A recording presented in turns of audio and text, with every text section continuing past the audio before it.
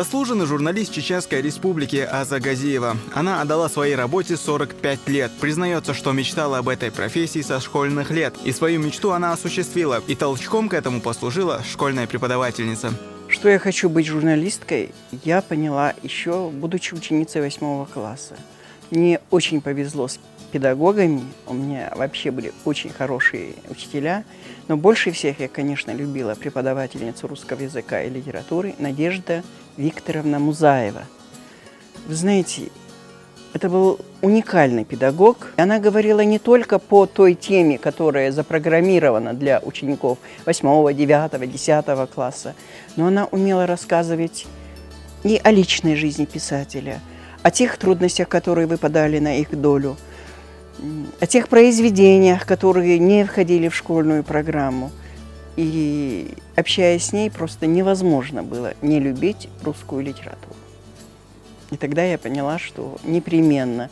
Вот слово «журналистика» для меня еще, наверное, в 8 классе не было знакомо, но что я буду что-то писать, это я знала точно.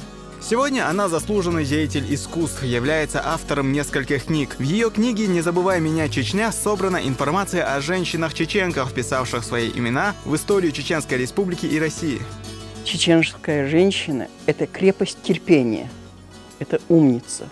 Сегодня она образована, она начитана, она интеллигентна. И вообще для меня образ чеченской женщины – это прежде всего символ воспитанности, сдержанности и всего-всего-всего прочего. Все, что вкладывается в понятие «женщина».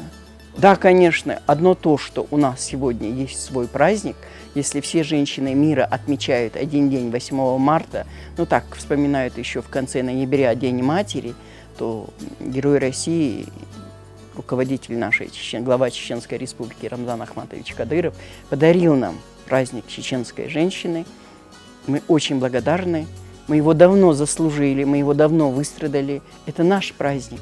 Мы гордимся этим праздником и выражаем огромную благодарность за день, который он, поняв судьбу и горькую участь наших женщин, подарил нам этот день.